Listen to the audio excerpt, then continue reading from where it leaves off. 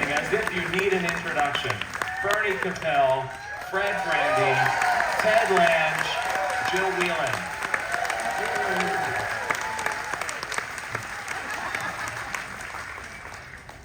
You guys, I was just starting to tell the story of how it took a while for the Love Boat to get everything right and get you guys all in place.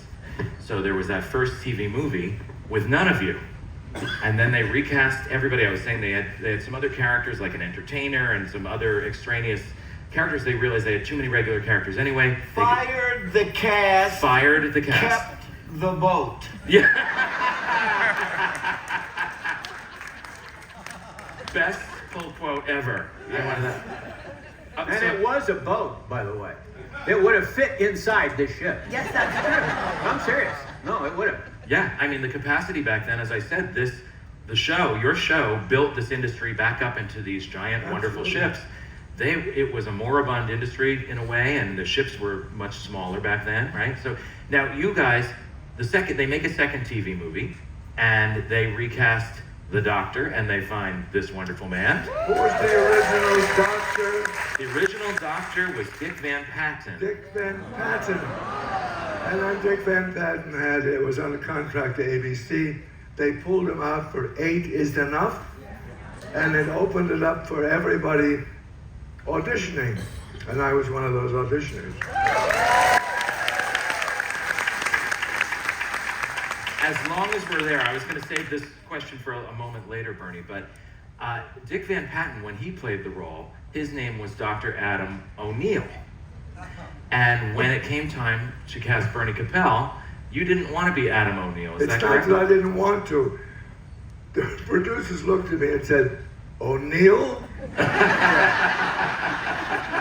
vey. Oy vey, yeah. Oh, no. But it all worked out, but only these 13 years. Yay for us. I have to tell you, I was just at an event for the TV show Hacks, and their director of photography's name is Adam Bricker. Wow. And Wait till I get that guy. wait till you get that guy. Stole your name. How did Bricker come about?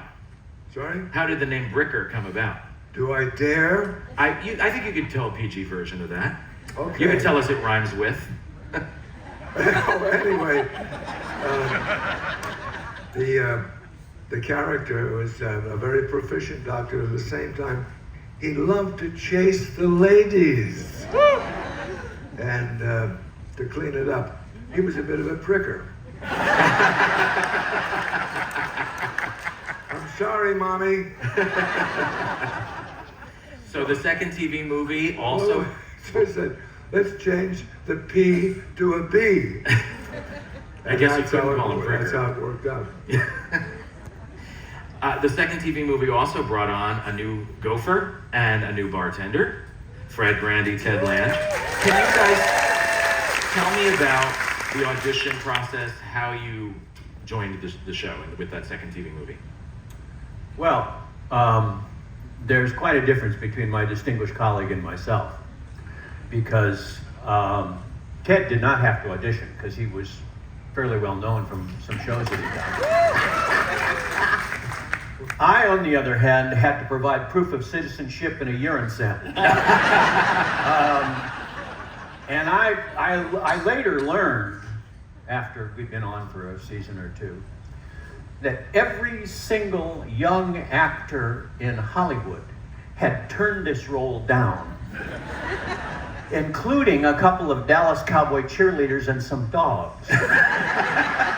So it was like, well, are you familiar with the expression hind tit? I mean, that's kind of where it was. But of course, at the time, nobody knew that the show would be as successful as it became. Even us. No, we had no idea. Gavin did, but the rest of us were kind of clueless. But I don't know. There were 4 or 5 auditions, and I was the last man standing.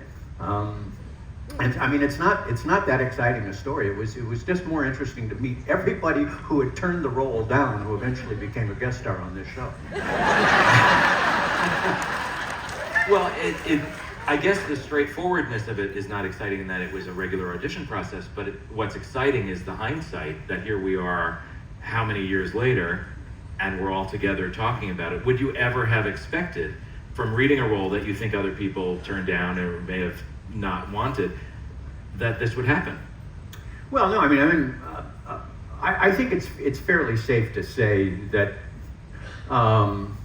in TV, you obviously are hoping to score a television series. I mean, the old expression is, TV makes you rich, movies make you famous, and the theater makes you good. And you know, going up to Hollywood and trying to get into television is like going to California and prospecting in 1849. Nobody goes to California to become a career prospector. You hope to strike it rich, and you know, amazingly, we did. And so, yeah, the aftermath was glorious. But at the time, we weren't even sending our laundry out. Well, there's an old adage in Hollywood, if somebody says, I'm an actor, they say, where do you wait tables? Yeah. No, that's true. And yet, we're going to get to you, ma'am, because, you know, at age, what, 12, you were a regular on this show? I think 11. 11? It was 11, So, yeah. I hope you weren't waiting tables at 11. No, I wasn't actually, but Teddy and I are in the same club. Neither one of us had to audition. So Tell me, Ted, about yours, and I'm going to get to Jill's when we get to. I did a television series called That's My Mama. It was on ABC. Oh, thank you. And I had a character named Junior, and he was a young 17-year-old kid. Then I did another ABC series called Mr. T and Tina with Pat Morita. It was Pat Morita before Karate Kid, okay? The series didn't fly. But when I made my appearance on the show, the laugh meter went up. And who knew? They took notes, you know. The laugh meter went up every time I made my entrance. I did my jokes, and boom, I was gone. Then the laugh meter would go down, so ABC took notice of that. Now, the guy that played the postman on That's My Mama was the bartender for this show. How did he make his drinks? And Bernie and I were sitting together when we watched the pilot, and someone would come into the bar and they'd say, you know, I think his name was Moses or something like that. And the black guys always had biblical names. Moses, Isaac. So the guy comes into the bar and says, Moses, I'll have a drink. And he reaches under the bar. What kind of a drink? What was A it? yellow one. What was it? A screwdriver or something? A screwdriver. Yeah. So the guy reaches under the bar, pulls up the thing, and puts a drink on the thing there. It was already made. And Bernie and I looked at it and said, what kind of a bartender is this? A psychic bartender. Yeah, what kind of writing is this? So one of the things that I made sure is that when a person came to the bar, they asked for a drink, and I would prepare it in front of the person. That was one of the things Bernie and I noticed in the pilot. Well, I want to jump from that for a moment. Didn't you, at some point, it was a break during the show, go to bartending school? Yes, after the first year. The first year, if you watch the series, I'm doing mixed drinks and putting an umbrella or pineapple in the drink. Because I didn't know anything about free pour, cutting lime. I knew absolutely nothing. Some actors bartend as they're doing their career. I never did that. So I then went to bartending school. I got 2 certificates. One was for Ted Lange and one was for Isaac Washington. And we put the Isaac Washington certificate in the Acapulco Lounge. And I said, well, what's the other one for? He said, when the series over.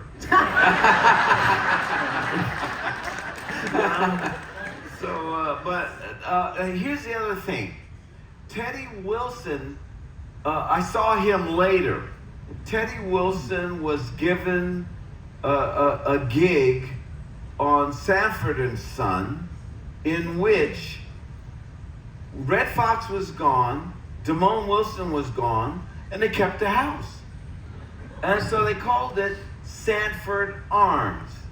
And so they offered him a whole lot of money and he went and did 13 episodes thinking they were going to carry on this series, but he looked at me and he was mad. He said, I should have stayed. That wasn't his choice. Yeah. And the other thing was, he was kind of a sour guy. He was kind of a grumpy person. And my whole take was that who would want to talk to this bartender? I thought he had to be a little more personable, have a nice smile, be inviting and say, hey, what's the problem? You know? And Teddy was a different approach to that character. So that was the other thing that I made sure that I tried to do when I was doing it. Well, all of your character. Let me quote Gavin. His secret was, I love happy endings. We had happy endings.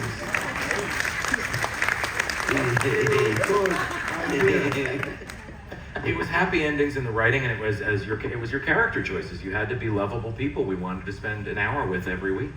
I want to so just go back to the very beginning for a moment. So I talked about how there were 2 TV movies, then a 3rd TV movie, which we'll get to, which is the show that you know today. But this all started with a woman named Geraldine Saunders, and I want to talk about her for a moment.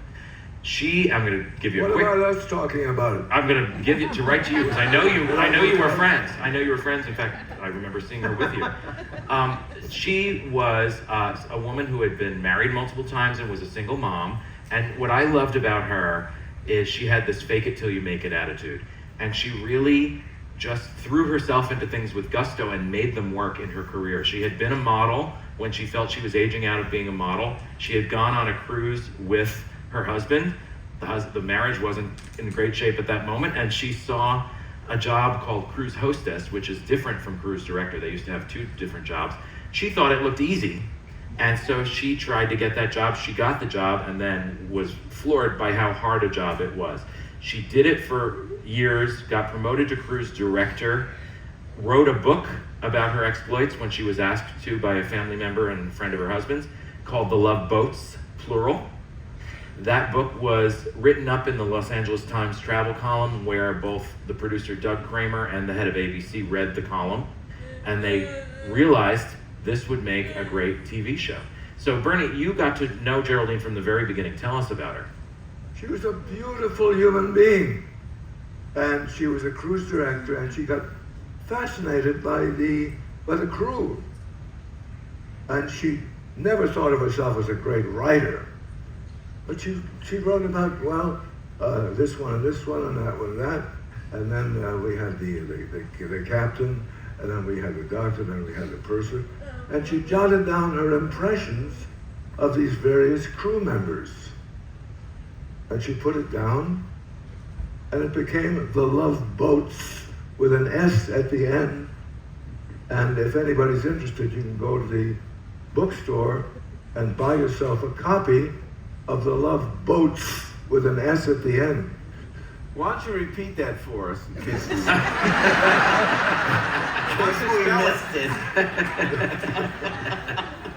Yeah. So Aaron Spelling got wind of this book, and he said, oh, I think this would make a great television series. So we get the first review in the LA Times, and the guy wrote, it's gonna sink like the Titanic. Well, it didn't.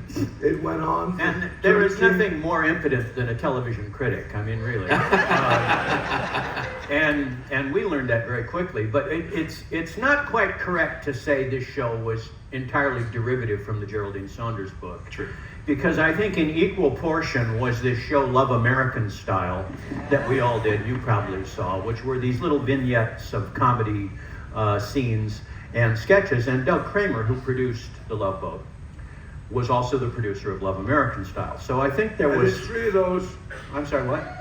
I did 3 of those. Okay, can you go through each one for us slowly? 1,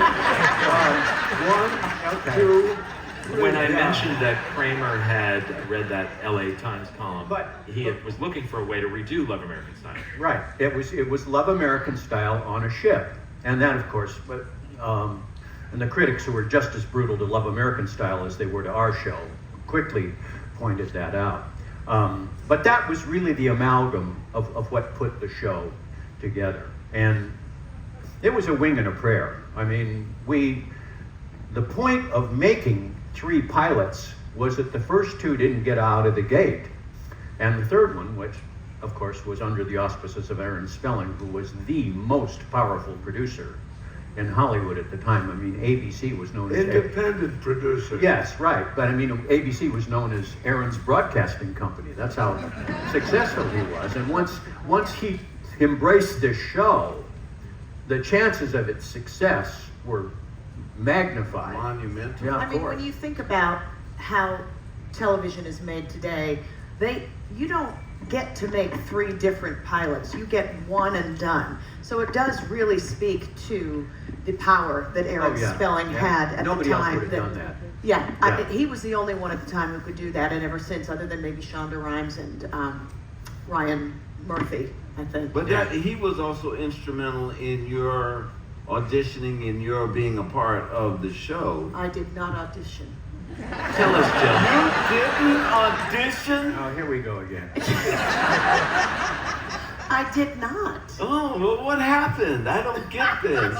Yeah.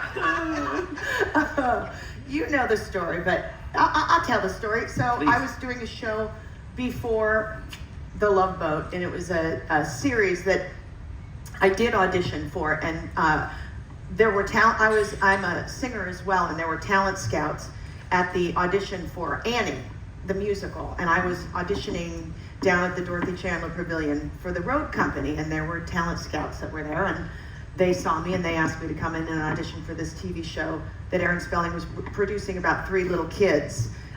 It was called Friends, but not the Friends that you know, where I would be driving a much nicer car. But this one was a really sweet show, and when the show, it was up against 60 Minutes, and back in those days they didn't switch time slots like they do now, and so if you didn't make it against 60 Minutes, which no one did, the show didn't go. And I had guested as the role of Vicki Stubing, but I had to go back to my series. And when the show ended, Aaron Spelling called me at home and said, "Would you like to come back as the character of Vicki?" And so that's how And come why I do you didn't think that was? audition.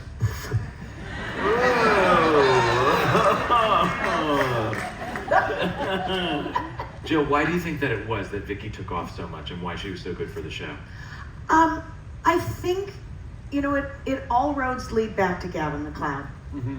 I really believe that. And Gavin and I had a really special bond and a special chemistry that I think brought another side of the captain to an audience who already loved him. And it softened his character in a way that couldn't be done with a crew, because obviously he was the head guy on the ship. So I think it was a way to... Well, listen, we had a meeting with Aaron. We did? Yes, we had a meeting with Aaron. Was I there? Yes, you were yes, there. but you weren't conscious. Because I had some complaints about the show, and Oh, okay. they brought us in to talk to Aaron, and they said, "Well, Ted, what's your complaint?" I said, "Well, you got all the white guys in the front of the show, you got all the white guys in the back of the show. They said, "Well, what is your problem? You're one of the stars." I said, "Yeah, but why can't I greet people coming on to because everybody does, and why can't I say goodbye after I've helped them with their problems?" I mean, I remember one episode where Doc said, "Hey, I talked to Isaac and he told me you took his advice and he wants to say congrats." Well, I said to the producer, "Why can't I say that? Why can't I be there?" And the producer at the time said, "Well, what would a bartender be doing there?" And I said, "What would the doc be doing there? He should be in sick bay. What would the captain be doing there? He should be on the bridge." And so one of the other things was, and we ironed that out, one of the other things was Gavin says, "I'm servicing guest stars, and I don't have a story." I would like to have a story instead of helping Ginger Rogers find Fred Astaire, you know. I want to do something. And so they said, well, we'll figure out a way that we can do a personal story. And I think that's when you happened, because it then elevated Gavin's position as a character, as a single father. And that wasn't prevalent at the time that we were doing our show. Well, quite honestly, though, when the show began, and this is really not an indictment of the writers or the producers, it was believed at the time that the regular characters, us, were kind of interstitial. I mean, we were kind of the people that would bridge between the scenes that involved the guest stars. So we were, to some degree, grace notes in the show. From American Style. But what happened, of course, is we just continued to survive and thrive and relate. Well, and it's also because of the public, because they didn't realize that you guys liked the regular characters. Absolutely. I mean, that's why we're, as I've said many times, we were delighted that the show became a hit. We never thought it would be a pension program. and here we are. But just one little addendum to what we're talking about. Despite the fact that Aaron took over the show, despite the fact that we had a cast that cohered at the beginning, the show was really only put on the air as a favor to Aaron Spelling. Nobody at the network thought this was going to work. It wasn't just the television critics. And they gave us the 10 o'clock time spot on Saturday night, which was opposite the Carol Burnett show.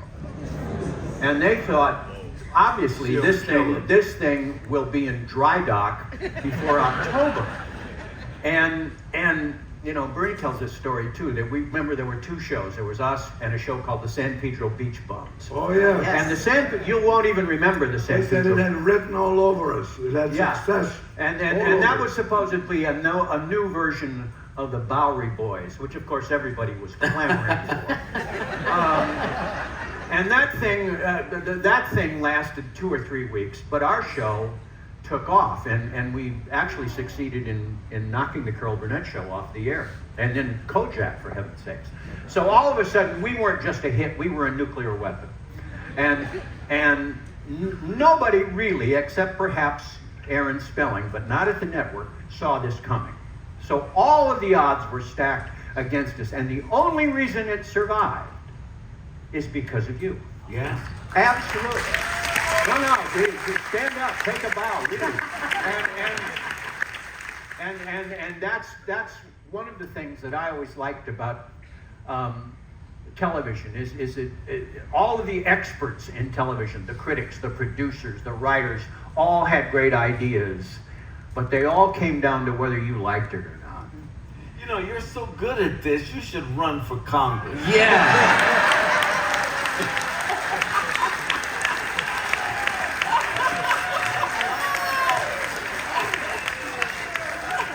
Well, actually, I was thinking of going to the Vatican, but One of the huge factors between Jill and Gavin is they had the same color eyes. So he could be the daddy, which they pretended he was. That's a perfect lead-in. There's a clip I wanted to show you of Jill and Gavin that I'm now going out of order, so I'm hoping we can catch up with. I'm going to ask another question while you try to trigger that clip of Jill and Gavin from your earliest appearance. A really beautiful moment between them that shows. I also want to just talk about Gavin and Lauren Tweez, your other two cast members, who, of course, part of the magic of this show as well. Very much so. Yeah. They both came aboard with that third TV movie. The story being that when they were going to make the third TV movie, the president of ABC had the idea, and he said, you can make the movie if you get one of the stars of the Mary Tyler Moore Show to play the captain. Because the Mary Tyler Moore Show had just ended as a huge hit. Well, back then they weren't going to make a woman the captain. There were only 3 men on the show. Ed Asner was already going to play Lou Grant in a spinoff. Ted Knight was already committed to a spinoff. Gavin MacLeod was the natural choice. But he is the natural choice. It's just a miracle the way it worked out. So We have a clip of Gavin as well. I know I'm throwing a wrench to everybody in the AV room, but if we can watch either the Gavin tribute package or the clip with Gavin and Jill, they both show Gavin's incredible heart. Yes. Yeah. Do you guys want to just talk about Gavin a little bit while we do that? I don't know. Great guy. Gavin MacLeod. He was so easy to work with, so loving, so helpful in scene. I said, God, I got a nice, beautiful scene with Gavin. And he would be giving. Not all actors are giving.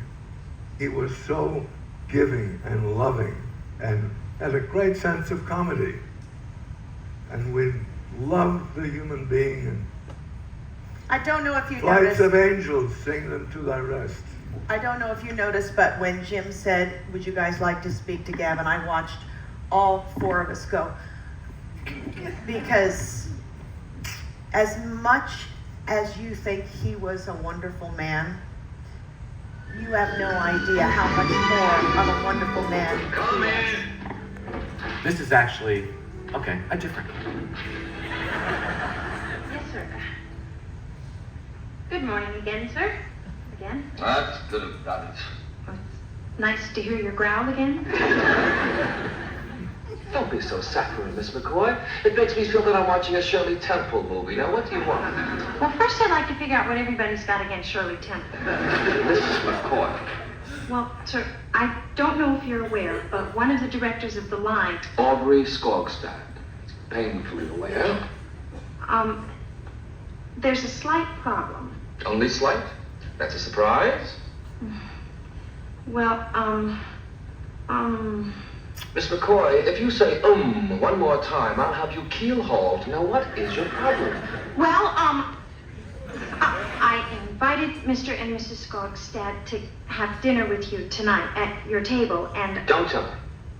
Mrs. Skogstad said that she would be delighted to dine at the captain's table if I eat someplace else. right. I expected as much from that woman. Well, then there's no problem. On the good ship, love. What I think that clip shows, though, so it isn't good to show that now, is from the very first episode. He usually plays the heavy in movies, and he is such a fine actor.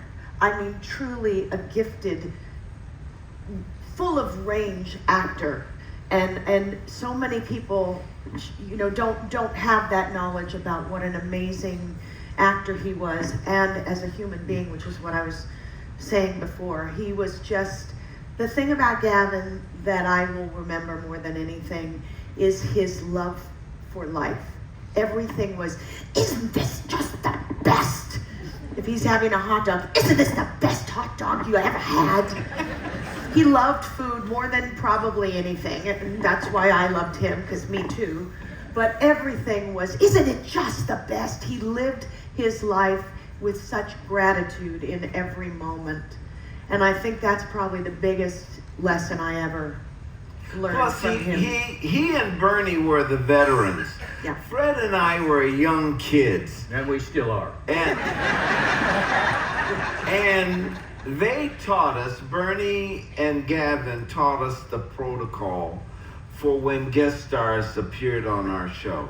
So he said, this is our home. They're coming from someplace else. Go up to them, introduce yourselves, shake their hands, show them where craft services is and the makeup room. And so what we did, because Gavin had been around a long time and Bernie had been around longer, we learned. Just a minute. But we learned, Fred and I learned, that there's a protocol that if you did a Love Boat, we would invite you and thank you for being on our show.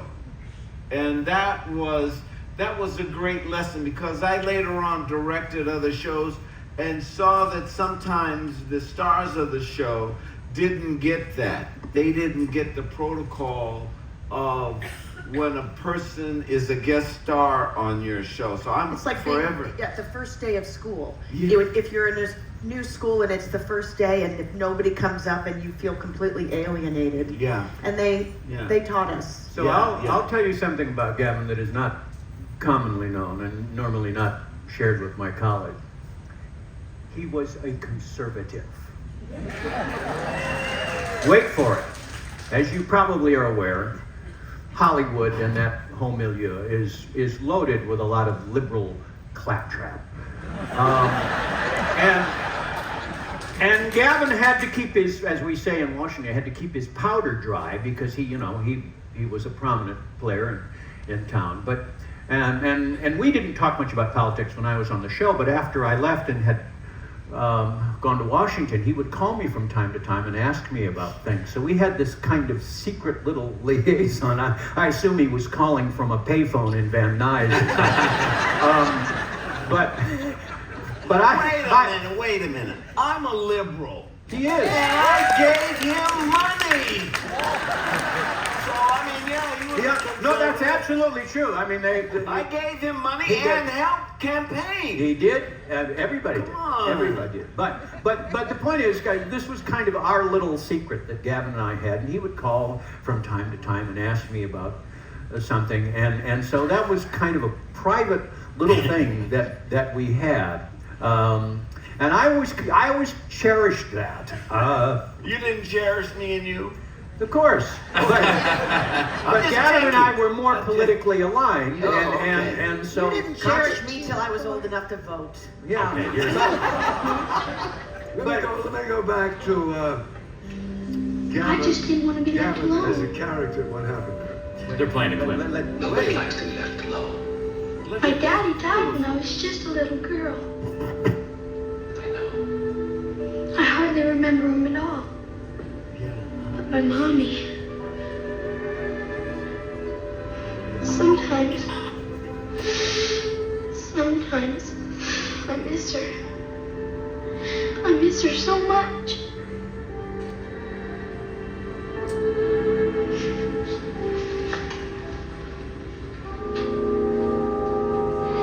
Why did she have to die?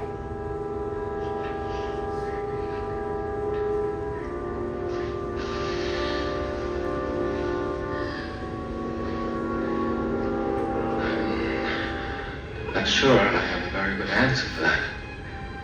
All I can tell you is what I believe. And I believe there is a time for everything. And even though it hurts, we don't understand. A time for some things. It's not for us to decide.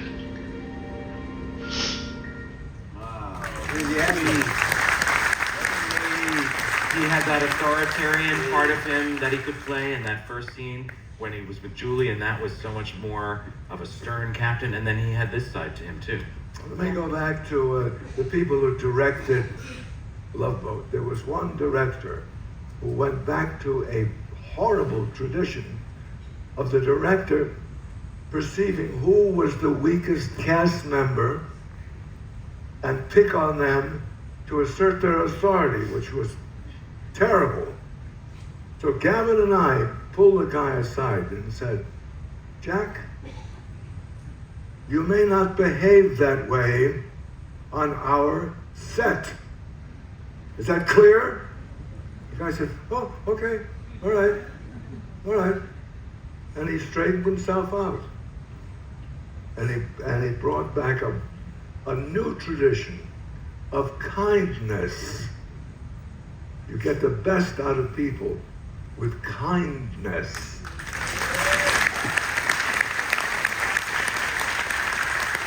I want to leave some time for audience questions, so I'm going to ask one more and then throw it out to you guys. I wanted to ask you all about what parts of yourselves are reflected in your characters, and I specifically want to ask Ted about Issac's mustache and the story of Issac's mustache. Oh, my goodness. Well, as I told you, I did a series called That's My Mom. I played a 17-year-old kid.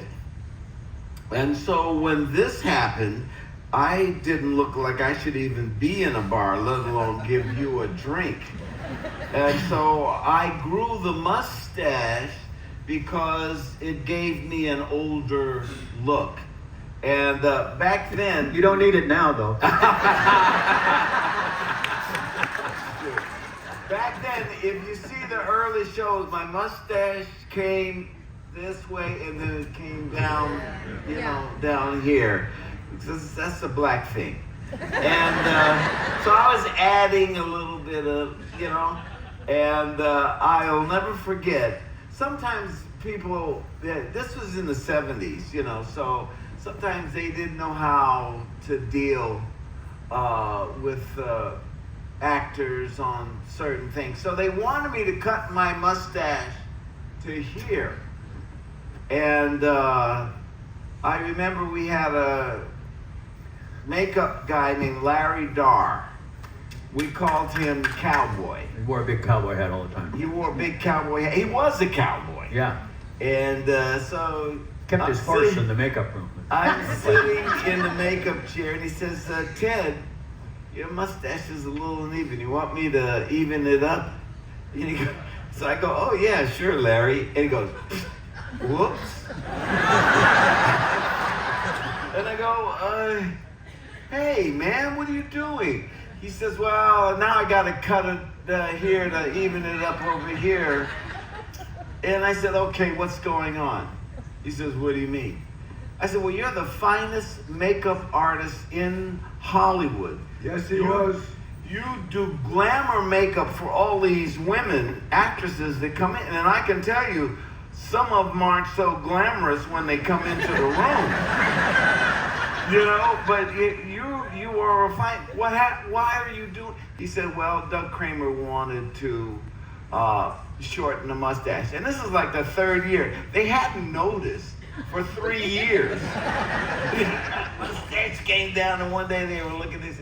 So that's how that happened, is that Doug Kramer asked Larry Darr to rather than just say, hey, Ted, can we talk to you? We'd like to, I would have said, yeah, sure. Yeah, but no don't problem. forget the part about when you first went on the ship. That's what I was getting to, yeah. Yeah, and the bartenders. Oh, yes, huh?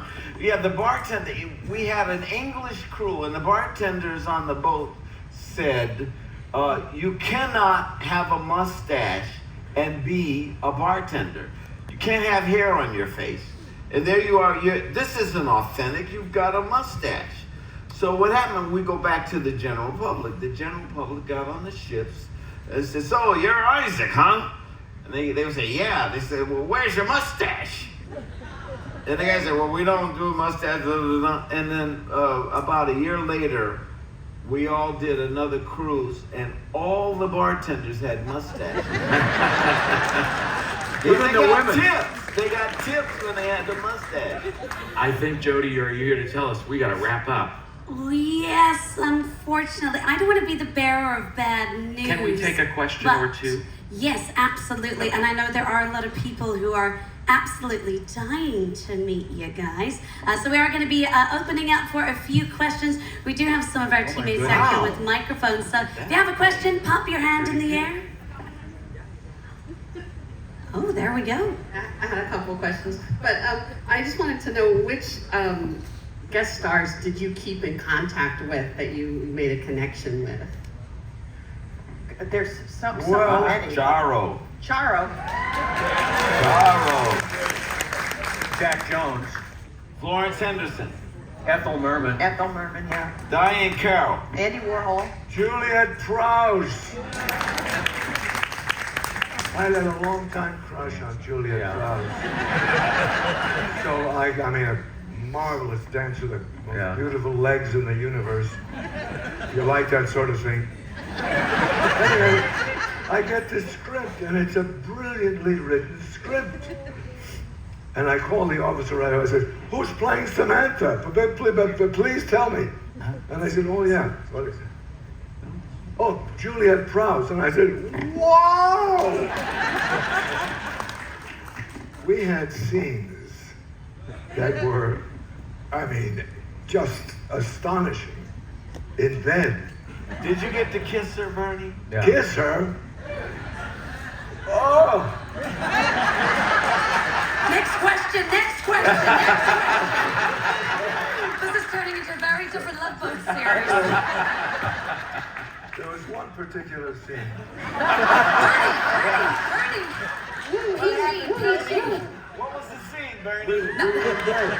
Can't stop encouraging you. We were in bed. You were in bed? I was a wreck because the producers had said, Bernie, you're okay in the part, but at the same time, you look a little older than we wanted you to look.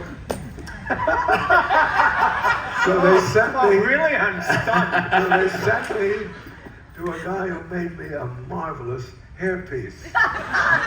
Singing. I proudly wore it Yeah. throughout the entire time. Nobody ever said, gee, look at that, a hairpiece. Well, So anyway, just before, and I was so concerned, we got the scene in bed, and she said, you know, Charles Boyer had a scene very much like this, and just before the scene, he said to his beautiful young lady, you know, darling, if possibly during this very sexy scene, I get aroused.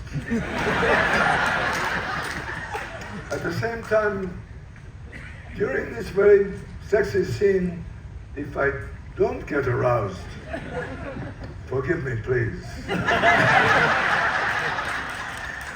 We did the scene, my hairpiece did not fall off.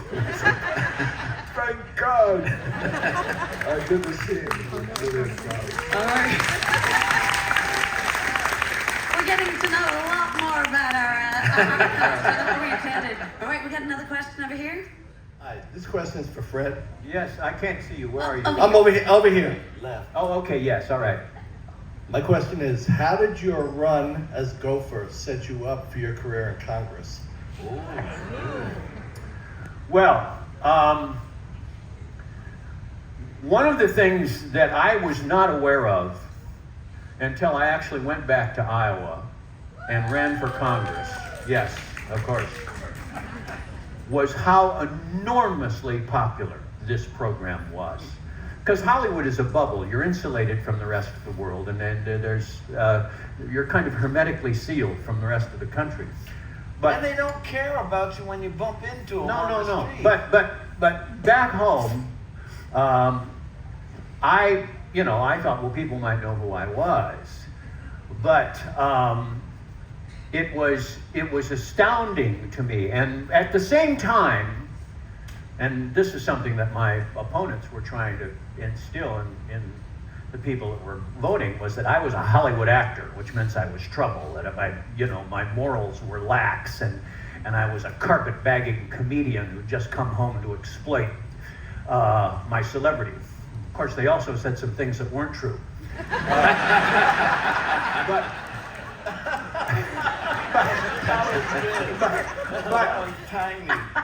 But there was this one incident where I finally understood how powerful this show was and how important it was for me. I was in a little tiny town in the northwest part of my district, and we were having one of these town meetings. We were in a high school gymnasium, and all the candidates were there, and we were having this forum. And I'd done my little spiel, and some guy got up, I didn't know him, and he said, well, what makes you think a Hollywood actor is somebody who could represent us? And before I could say anything, another guy in a seed cap jumped up and said, well, I don't know what your problem is. They got 435 amateurs there. Let's send a professional for a change. All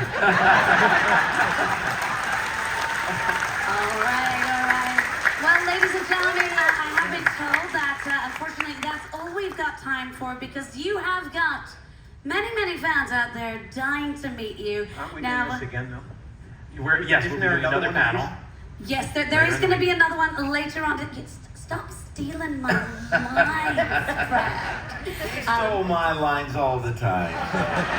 Welcome to the club, Dave. All right. Well, ladies and gentlemen, as I mentioned, we kind of going to ask that you just remain seated if you are wanting to meet the cast. But we are going to bid farewell to you to give you a moment just to head on out. Ladies and gentlemen, our